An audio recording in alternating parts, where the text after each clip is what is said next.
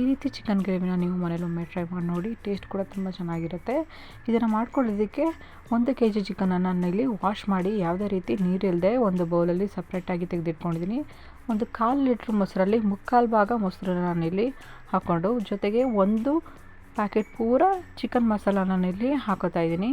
ರುಚಿಗೆ ತಕ್ಕಷ್ಟು ಉಪ್ಪನ್ನು ಹಾಕಿ ಒಂದು ಅರ್ಧ ಟೇಬಲ್ ಸ್ಪೂನಷ್ಟು ಗರಂ ಮಸಾಲ ಹಾಗೆ 1 ಟೇಬಲ್ ಸ್ಪೂನಷ್ಟು ಚಿಲ್ಲಿ ಪೌಡರ್ನ ಹಾಕಿ ನೀಟಾಗಿ ಪ್ರತಿಯೊಂದು ಕಡೆನೂ ಮಸಾಲ ಚಿಕನ್ಗೆ ಹಿಡಿಯೋ ರೀತಿ ಹೀಗೆ ನೀಟಾಗಿ ಮಿಕ್ಸ್ ಮಾಡಿ ಒಂದು 10 ರಿಂದ 15 ನಿಮಿಷ ಅದನ್ನು ಮ್ಯಾರಿನೇಟ್ ಆಗೋದಕ್ಕೆ ಬಿಟ್ಟು ರುಬ್ಬೋದಕ್ಕೆ ಒಂದು 5 ರಿಂದ 6 ಹಸಿಮೆಣಸಿನಕಾಯಿ, 1 ಟೊಮ್ಯಾಟೊ, 1 ಈರುಳ್ಳಿ ಹಾಗೆ ಸ್ವಲ್ಪ ಶುಂಠಿ, ಸ್ವಲ್ಪ ಬೆಳ್ಳುಳ್ಳಿ ಹಾಗೆ ತುರಿದಿರುವಂತಹ ಕಾಯಿ ತುರಿ ಹಾಕಿ ಚಕ್ಕೆ, ಲವಂಗ, ಕೊತ್ತಂಬರಿ ಸೊಪ್ಪು, ಚಿಟಿಕೆ ಅಷ್ಟನ್ನು ಹಾಕಿ ಅದನ್ನು ರುಬ್ಬಿಟ್ಕೊಳ್ಳಿ.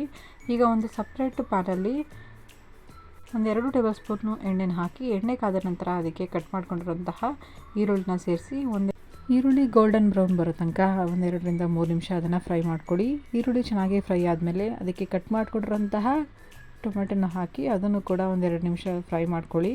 ಟೊಮೆಟೊ ನೋಡಿ ಎಣ್ಣೆಲಿ ಚೆನ್ನಾಗಿ ಬೇಯ್ತಿದ್ದಾಗೆ ಅದಕ್ಕೆ ನಾವು ರುಬ್ಬಿಟ್ಕೊಂಡಿರುವಂತಹ ಮಸಾಲೆನ ಹಾಕಿ ಒಂದು 5 ರಿಂದ 10 ನಿಮಿಷ ಅದನ್ನು ಚೆನ್ನಾಗಿ ಬೇಯಿಸ್ಕೊಳ್ಳಿ. ನಾವು ರುಬ್ಬಿರೋಂತಹ ಮಸಾಲೆ ಏನಿರುತ್ತೆ ಅದು ಹಸಿ ಸ್ಮೆಲ್ ಹೋಗಬೇಕು, ಅಲ್ಲಿ ತನಕ ಅದನ್ನು ಫ್ರೈ ಮಾಡ್ಕೊಳ್ತಾ ಬನ್ನಿ. ಈ ರೀತಿ ಚಿಕನ್ ಗ್ರೇವಿನ ನೀವು ಒಮ್ಮೆ ಟ್ರೈ ಮಾಡಿ ನೋಡಿ. ಚಪಾತಿಗೆ ಮತ್ತು ರೋಟಿಗೆ ತುಂಬ ಚೆನ್ನಾಗಿರುತ್ತೆ, ಒಂಥರ ಡಿಫ್ರೆಂಟಾಗಿ ಟೇಸ್ಟ್ ಕೊಡುತ್ತೆ.